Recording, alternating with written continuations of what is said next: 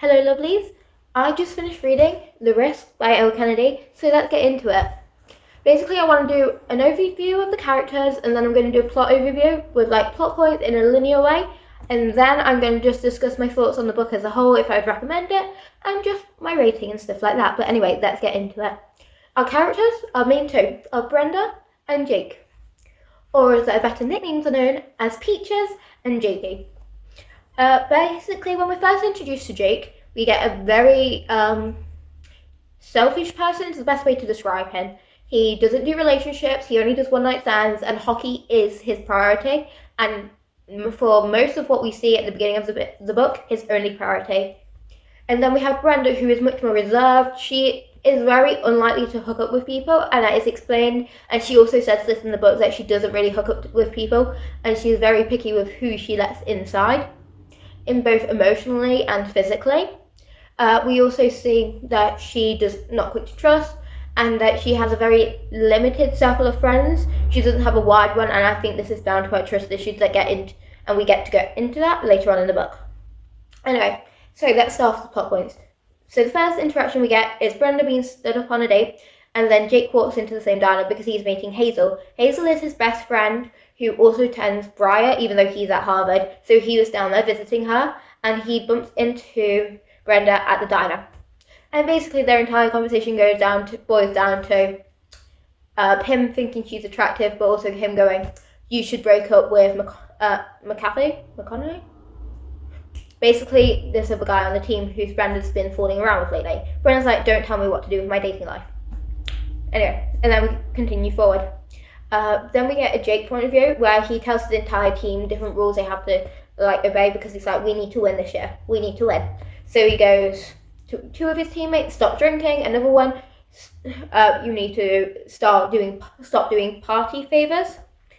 And he's like, you need to stop going out to parties so much and reduce it, because we need to focus and we need to win this season, because we haven't won in a long time.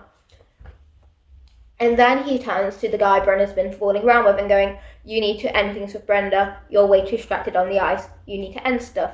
And basically, after the entire conversation, it all boils down to him sending a breakup message with a sort of wording from Jake. Anyway, the next big plot moment we have is Brenda going to her first interview for this job at Hockey Now. She wants this interview. She wants to go into broadcasting for sports, specifically hockey. The only problem is, within this hockey book world, we only have two news agencies that she could work for within the hockey world and broadcasting in the way she wants to do it. She is also a broadcasting major, so she is clearly working towards this. So to be able to do this, she has to get an internship and stuff like this, so she's applying for it. And looky for her. The guy she meets is so kind and so nice. I'm kidding, he's a misogynist that calls her interest in sports cute. That's his exact wording. He says her interest in hockey is cute.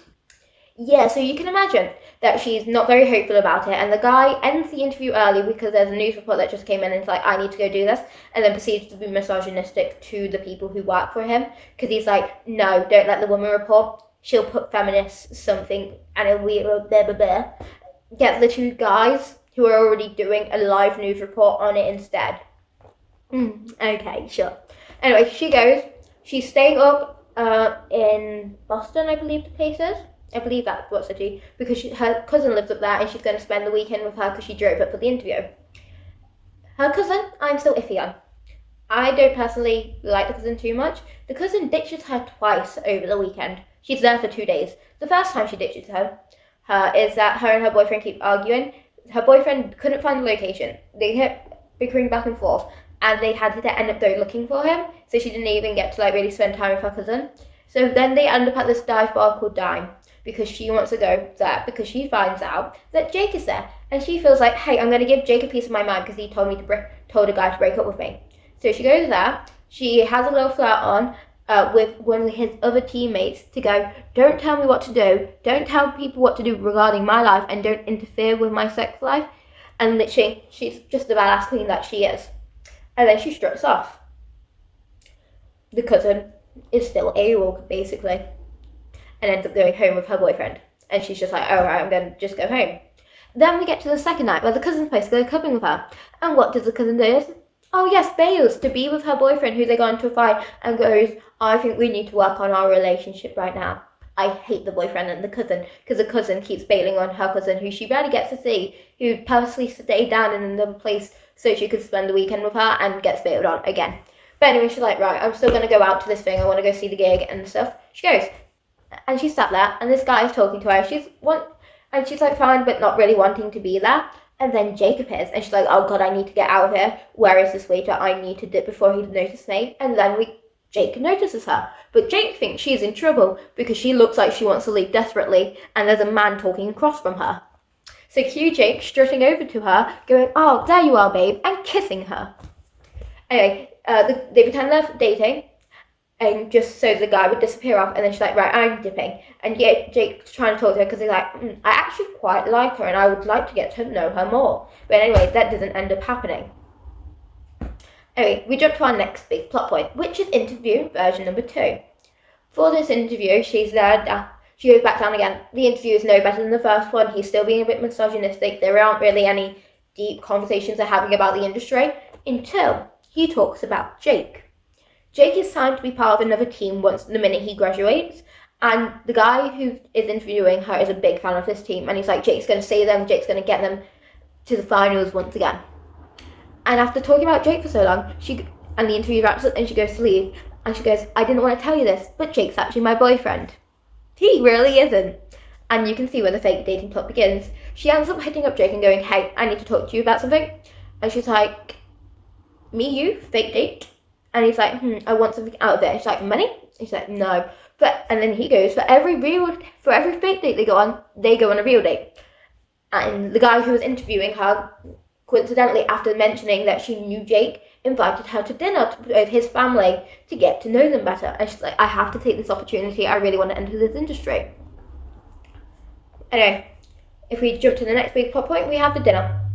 Dinner, flaming pile of tires, basically. The interviewer and his brother, both misogynistic. The wives of their partners are very reserved, very quiet, very typical of like a late 50s relationship.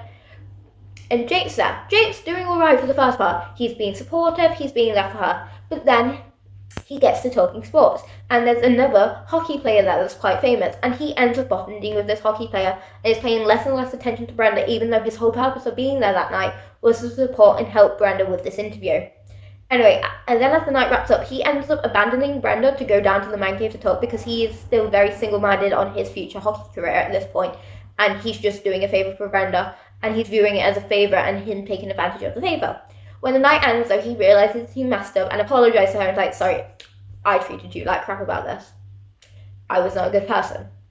Anyway, whilst this is all going on, Brenda has also received a message from Eric, I believe, around this point. It may be a bit later on, I can't remember. Eric is her ex-boyfriend, and we'll get into that more.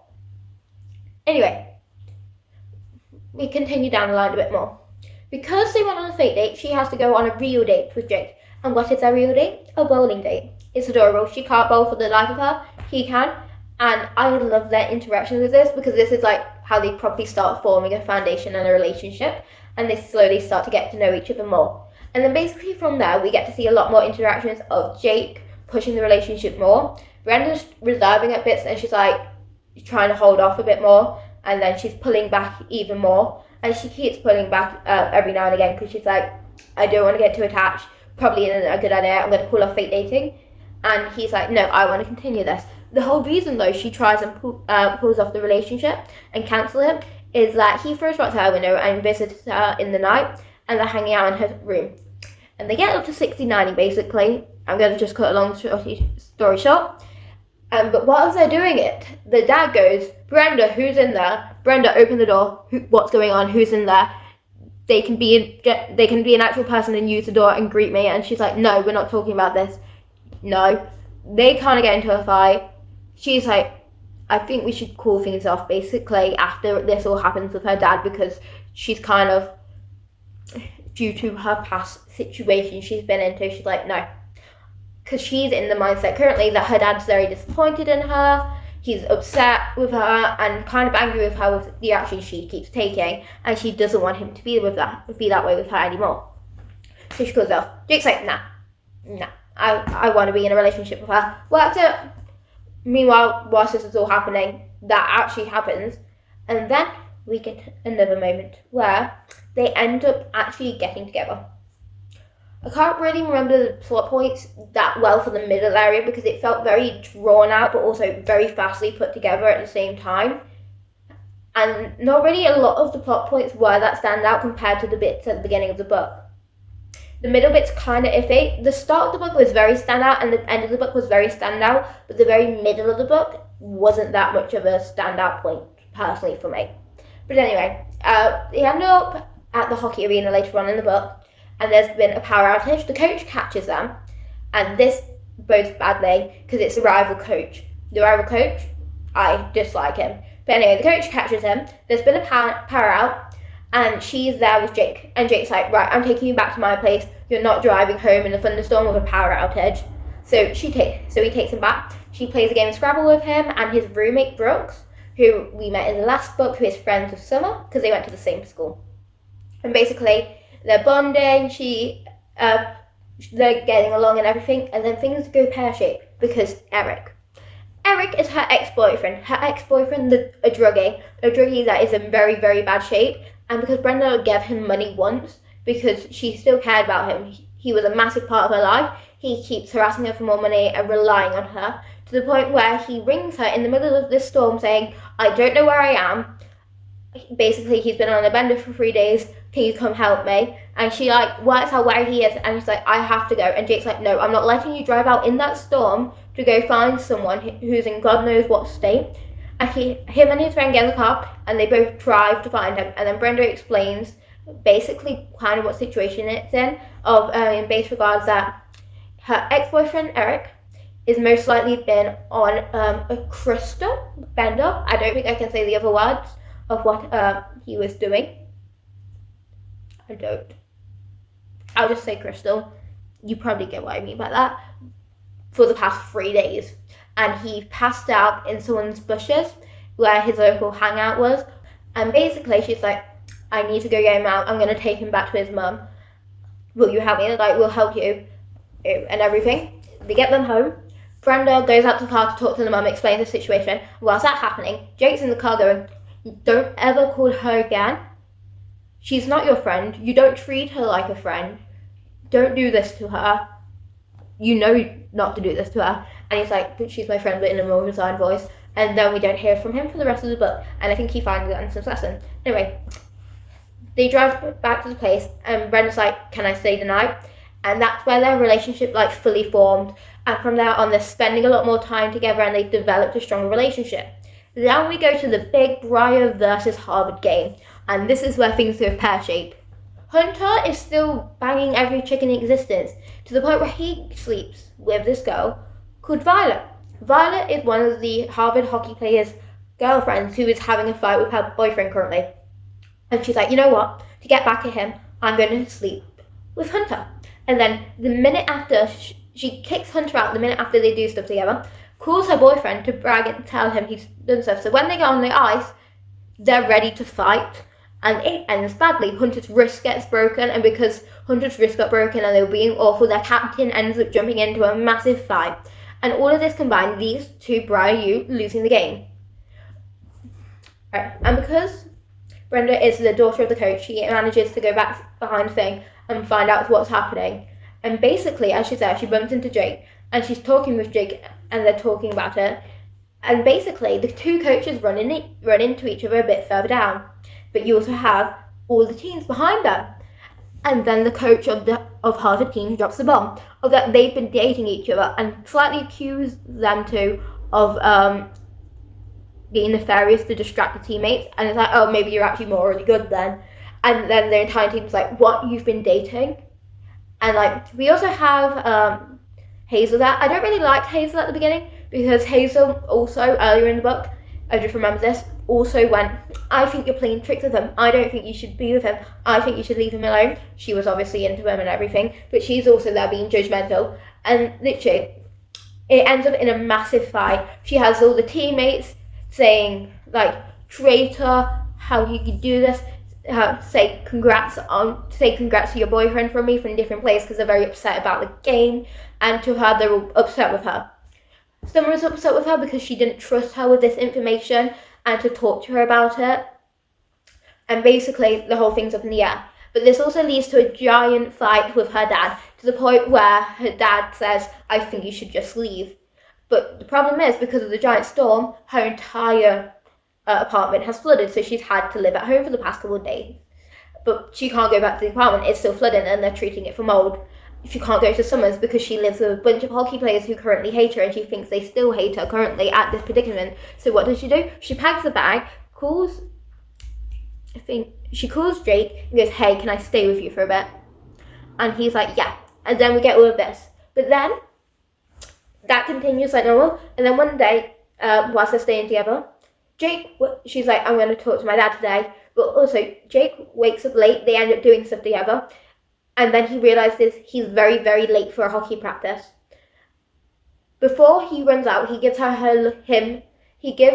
lucky bracelet. He gives her his lucky bracelet and says, here, to give you luck to talk to your dad, because she's planning to talk to her dad that day. And he runs off because he's late to hockey practice. And he ends up bumping into Hazel after hockey practice, and Hazel gets into his head about it. And he basically goes panic mode. And when he runs it back in to Brenda when she's leaving to go talk to her dad, he ends up breaking up with her because he's worried, he's panicking, and he's basically having a full-on panic attack about everything, and it's kind of coming out in the wrong way, and ends up breaking up with her. Brenda is really upset and pretending that none of this mattered, even though it hurts her a lot, because the night before, I think maybe the night before or 2 nights before, she opened up to Jake about everything that happened. She started dating Eric when she was 15. When she was 16, she accidentally got pregnant with their kid. She didn't want it. They had an abortion scheduled. Eric convinced her not to tell her dad, not to tell anyone. She was like, we'll just have it all sorted and we can leave it all in the past. She's like, okay, cool, I don't want to tell anyone either. Unfortunately, she ends up having a miscarriage. She calls Eric and he's like, please get back. I'm spotting, but this doesn't feel right. I need you here. And he's like, I'll come after the game because I'm away at a home game and I can't leave right now because he has an entire future hockey career. But instead, he goes out partying with his teammates because they won, because he's not worried about it. This actually leads her to hemorrhaging, and she's hemorrhaging on the bathroom floor. And I'm going to put a graphic warning here. I would skip over this. But in simple terms, she almost dies. In more complicated terms, her dad finds her in a pool, basically, and has to rush her to the hospital where she almost ended up passing away from this, which causes a giant strain in their relationship. Is the main reason they don't speak to each other, because he views her as in her mind, he thinks that she's reckless, because when she was crying in the hospital about this, he was just there staring at her.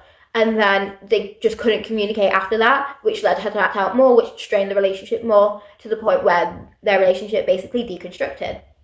Anyway, they break up. She goes to talk to her dad, and she basically airs out all her feelings for the first time. And he gets really upset because, like, no, I couldn't speak to you because it would remind me of your mother, because her mother died in an accident and the dad had to recognise the body. It's like, every time I looked at you, all I could see was her, and I just couldn't talk to you, and I did not know what to do. I never wanted you to feel that way. They had a good cry and they fixed their relationship, and she ends up moving in back home until she can get moved back to her apartment. Now, over the span of 3 days, she's upset, trying to distract herself from everything, and she completely forgets that she has Jake's bracelet. Jake has came out of his panic and realised, oh my god, I've made a huge mistake. I can't think of anything else. I've made the worst mistake in my life. She's never going to want to talk to me again. I'm too scared to talk to her, basically. And then on the day of the game, Brenda's like, oh my god, I have the lucky bracelet. I need to go to get to the game. Wait a second. Ignore the change in angle. I needed to charge my phone. But anyway. Brenda realises that she still has the bracelet and he can't go on without his lucky charm, even though that's not even on his mind currently. He's just, oh my god, I made the biggest mistake of my life. So anyway, she tells her dad, she tells them that they broke up, and he's like, okay, right, let's get the bracelet to him. I'm not letting you drive in a panic. And they drive to the game. And basically, she gets there, the dad's called in the favour, they've got standing tickets for the game, and she runs in and she's like, I'm not going to be able, and she runs into Hazel and she's like, look, I know you don't like me and but please get this bracelet to Jake. Okay, and she hands it off to Hazel, and they go find their place on the stand. Basically, from there, we go to Jake. Jake has driven there by himself because he's been that out of it since breaking up with Brenda that his coach has given him a free pass to journey up there himself. Anyway, he basically goes out to his parents who are with Hazel, thanks them for coming, they wish him good luck, and they disappear off. Hazel has the bracelet at this point and doesn't give it to him. Strike number 2 for Hazel. I'm disliking that girl more by the day. Anyway, and he's just like kind of sat down trying to mentally prepare for the game, and he's like, still his mind's still on Brenda. He's like, oh my god, my bracelet's not in the bag. I give it to Brenda. She's not going to give it to me and do me a solid and bring it to me. We had this massive blowout fight. I don't have my phone on me. I left it at home. Oh my god, what am I going to do? And then enter Hazel. Hazel comes to the... No, actually, then enter the hockey players. The hockey players enter, and they, 2 of them, or maybe 3, I'm not quite sure, but it's the roommates of Summer, and they're like, how could you do that to Brenda? She's an amazing person, she's gorgeous, and she's heartbroken over what you did. And he's like, yeah, I know I made a massive mistake after this game. I'm going to fix things. I have to fix things. I've made the biggest mistake of my life. And they're like, good, I'm glad you see that. We were going to have to beat you up if you did not agree with that. Anyway, after that encounter, Hazel shows up, and she's like, and he's like still in the panic about the bracelet, and it's like, I don't have the bracelet. Brenda's broken hearted. She's not going to give me the bracelet. The hockey guys have just like, it's kind of like, hockey guys don't have bracelet. Hazel, I got the timeline mixed up, but okay. Hazel's like, yeah, I know. I wasn't going to tell you this, but here. It's like, how did you have this? And it's like, Brenda's here and she brought it to me. And he was like, Brenda's here? She's here and she brought it to me, even though after everything I've done. It's like, yeah, I wasn't going to give it to you because you would then know she was here. And she was like, and it's like, when did this just happen? And she's like, no, I've had it for 30 minutes. And he's like, 30 minutes? You mean like before I went to saw you lot, before I came back in here, you've had the bracelet? And she's like, yeah. And he's just like, why? And she's like, I have feelings for you, I have, and I've been waiting for it to be like a rom-com and you wake up and see that you want to be with me, but clearly not, you clearly care about her, and so I'm doing the right thing. And he's kind of upset with her for this, which is fair, but also at the same time, it's just like, fine, I'm gonna just let it be. Anyway, from there, he puts on the bracelet, and then he's like, pass me your phone. He's like, oh, and she's like, here, are you going to search on social media for Brenda's contact information to go find her? It's like, no, I have the phone. I have her phone number memorized in my brain. I'm going to text her, and can you text her and ask her to come here, please? And that's what they do. And she's like, wow, you really love her. And he's like, yeah, I do. And basically, she gets a message, and Brenda's like, this feels like a trap, but I'm going to go see him anyway. And the dad was like, cool, you go see him. If you end up coming back here with a boyfriend, tell him that we're going to dinner tonight. And I'm like, cool move, Dad. I respect you a bit more now. But anyway, she goes and she's like, it feels like a trap. And basically, his whole lot of groveling and him apologising and him explaining and him saying he freaked out and had a panic attack and he regrets everything he did and that he wants them to be together and he wants them to have a future and work on a future together, and he knows it's going to be difficult with a long distance, but he wants it to work and thinks it will work. And basically, they resolve all the issues. They go, I love you too. And they get together. They do the game. And then, obviously, Harvard wins the game. And then Brenda gets a call from the female reporter at the news station that she met a couple of times that she interviewed for but didn't get the job for. And basically, the girl there was just like, yeah, so I'm not working for HockeyNet anymore. You can probably guess why. Because she got a better job offer at the other place, and she's like, I don't want to work for them anymore. Anyway, she's like, I get to hire my own assistant, and I would love for you to come interview for the work placement of it. I think you're going to be great. I think you weren't hired just because you're a woman, not because you interviewed poorly. So I'd like to interview for it. And basically, that's a whole wrap on the book, essentially, of what it was. At the end, it ends at a hockey game for the Frozen Four. And that's basically, it's basically Frozen 4, Harvard wins the Frozen 4 hockey game, Brenda gets an interview for her dream job, and that's the end. And she's like, I'm so happy, they love each other, and it's tied up in a neat little bow. We don't get a glimpse into the future, like some of the other books. It kind of just ends in the immediate future, so we do not know what happens with them in the future. Who is to say? But anyway, that's all for that book. Personally, I like the plotline in this. Normally with romance books, every now and again you feel like when you're reading, people have mentioned this in my comments before, that by the midpoint of the book you can see how it'll go. With this book, I actually didn't. I got to around page 150 and I still wasn't quite sure what direction it was going to take. With the relationship aspects, I could kind of see the plot lines forming, but I didn't understand how they were going to deviate and change the plot and do the third act breakup, because there's always a third act breakup. It's like a 50-50 guarantee with most romance books. They are sure there's going to be a third act breakup. But the third act breakup was very different because there was reasoning and you could see the motives behind it and you could see how it came about, and that was a very natural reaction for someone to have, and for someone like Jake to have with the life he has led.